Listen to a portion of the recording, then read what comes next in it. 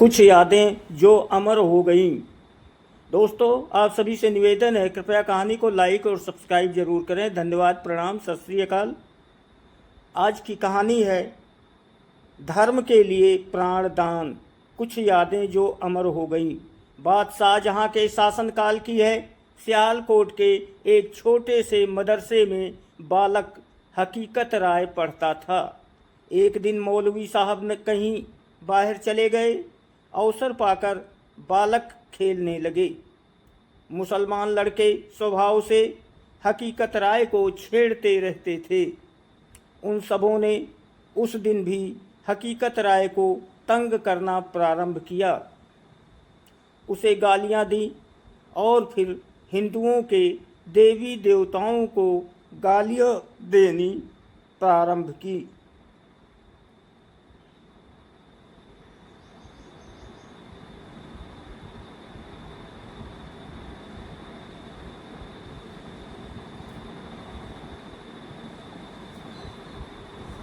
जब हकीकत राय से नहीं सहा गया तब उसने कहा, अगर तुम्हारे पैगंबर को भी यही बातें कही जाएं तो। मुसलमान लड़कों ने गुस्से में आकर कहा, तुम इतनी हिम्मत कर सकते हो, जरा कहकर तो देखो। बालक हकीकत राय ने वही शब्द दोहरा दिए, लेकिन वहाँ तो मुसलमान लड़कों की ये दशा हो गई मानो प्रलय आ गया हो। उन्होंने बात को बढ़ाकर बतंगड़ बना दिया। मौलवी साहब के पास सब दौड़े चले गए और नमक मिर्च लगाकर सब बातें कहीं।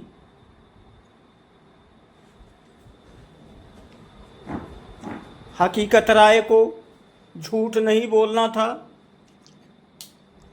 फल ये हुआ कि मौलवी साहब ने मामला उस स्थान के हकीम की अदालत में पहुंचा दिया।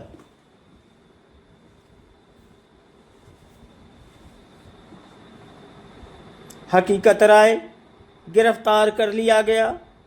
नन्हे बालक के हाथ पैर हथकड़ी बेड़ी से जकड़कर उसे अदालत में खड़ा किया गया। अगर तू मुसलमान बन जाए तो मरने से बच सकता है।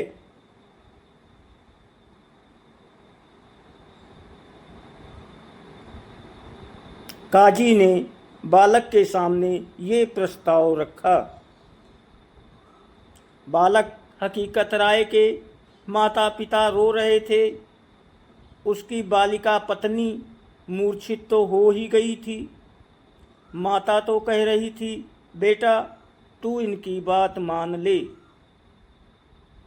तू मुसलमान होकर भी जीता रहेगा तो हम तुझे देख तो सकेंगे।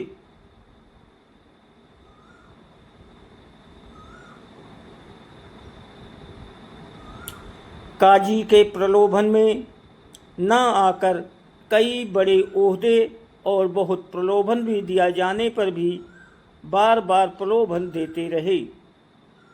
मुसलमान होने पर तुम्हें ऊंचा ओहदा दिया जाएगा और तुम्हें जिंदगी जीने के लिए धन भी प्रदान किया जाएगा।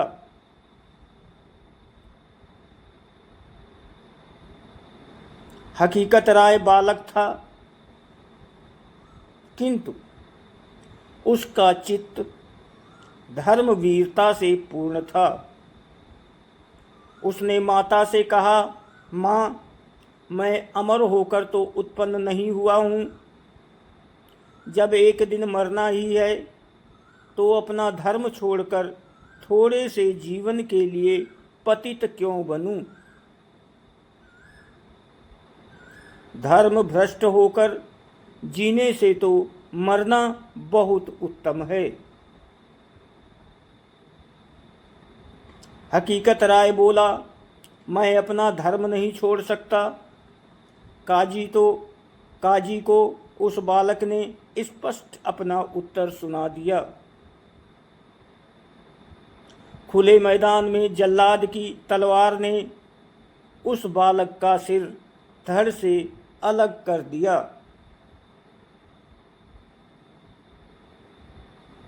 दूसरी याद है सज्जनता।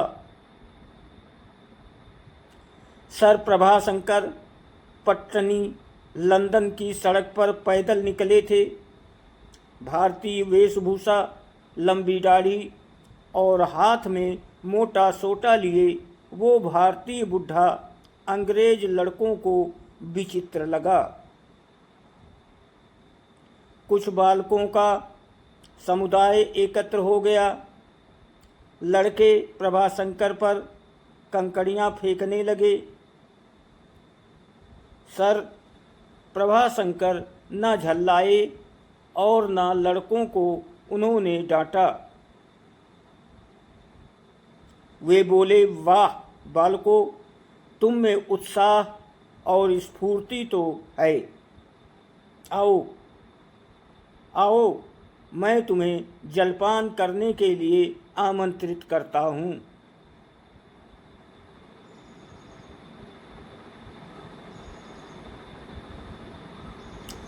बालक इस अद्भुत वृद्ध की सुंदर अंग्रेजी और मधुर स्वर से प्रभावित हुए। सर प्रभाशंकर उन्हें पास के होटल में ले गए और अपने पैसों से उन्हें जलपान कराया। तीसरी याद है सच्ची शिक्षा। सच्ची शिक्षा। रविशंकर परमहंस महाराज एक गांव में 125 मन गुड़ बांट रहे थे। एक लड़की को वे जब गुड़ देने लगे तब उसने इनकार करते हुए कहा, मैं नहीं लूँगी। क्यों क्यों नहीं लोगी? महाराज ने पूछा। मुझे शिक्षा मिली है कि यूं नहीं लेना चाहिए। रविशंकर महाराज बोले, तो फिर कैसे लेना चाहिए? लड़की ने कहा, ईश्वर ने 2 हाथ तथा 2 पैर दिए हैं और उनके बीच में पेट दिया है, इसलिए मुफ्त कुछ भी नहीं लेना चाहिए। ये तो आप मुफ्त दे रहे हैं, मजदूरी से मिले तो ही लेना चाहिए। रविशंकर महाराज को आश्चर्य हुआ, इसको ऐसी शिक्षा देने वाला कौन है? ये जानने के लिए उन्होंने पूछा, तुझे ये सीख किसने दी है? लड़की ने कहा, मेरी माँ ने। महाराज उसकी माँ के पास गए और पूछा, तुमने लड़की को ये सीख कैसे दी? औरत बोली, क्यों महाराज, मैंने इसमें नई बात क्या कह दी? भगवान ने हाथ पैर दिए हैं, तब मुफ्त क्यों लेना चाहिए? तुमने धर्मशास्त्र पढ़े हैं? महाराज ने पूछा। औरत बोली, नहीं। महाराज बोले, तुम्हारी आजीविका किस प्रकार चलती है? महिला ने कहा, भगवान सर पर बैठा है, मैं लकड़ी काट लाती हूँ और उससे अनाज मिल जाता है। लड़की रांध लेती है। इस तरह मजदूरी से हमारा गुजारा सुख संतोष के साथ निभ रहा है।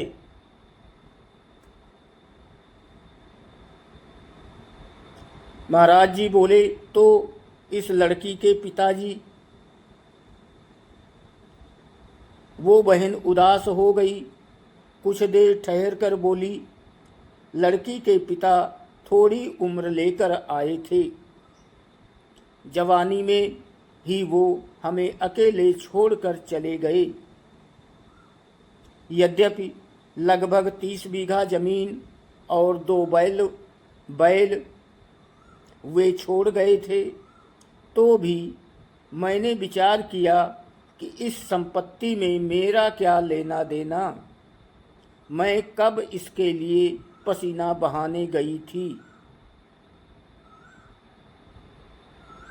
अथवा यदि मैं पुरानी बुढ़िया होती या अपंग अथवा असहाय होती तो अपने लिए संपत्ति का उपयोग भी करती, परंतु ऐसी तो मैं थी नहीं। मेरे मन में आया कि इस संपत्ति का क्या करूं, और भगवान ने ही मुझे ये सुझाव दिया, यदि ये संपत्ति गांव के किसी भलाई के काम में लगा दी जाए तो बहुत अच्छा हो। मैंने सोचा ऐसा कौन सा कार्य हो सकता है। मेरी समझ में ये आया कि इस गांव में जल की बहुत तकलीफ है, इसलिए कुआं बनवा दूं। मैंने संपत्ति बेच दी और उससे मिली हुई रकम एक सेठ को सौंपकर उनसे कहा कि आप इन पैसों से एक कुआं बनवा दें। सेठ भले आदमी थे, उन्होंने परिश्रम और कोर कसर पूरी करके कुएं के साथ ही इस रकम में से पशुओं के जल पीने के लिए खेल भी बनवा दिया। खेल, पशुओं के पानी पीने की जो टंकी बनाई जाती, हौदी बनाई जाती, उसे खेल कहते हैं। इस प्रकार उस बहन ने पति की संपत्ति का हक छोड़कर के उसका सदव्यय किया।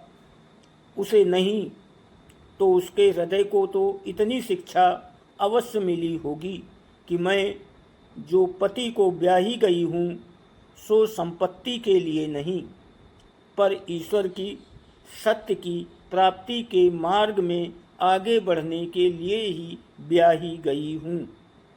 इस प्रकार की समझ तथा संस्कार से बढ़कर और कौन सी शिक्षा हो सकती है। दोस्तों, अगर कहानी आपको अच्छी लगी तो कृपया कहानी को लाइक और सब्सक्राइब जरूर करें। धन्यवाद, प्रणाम, आप सभी को सत श्री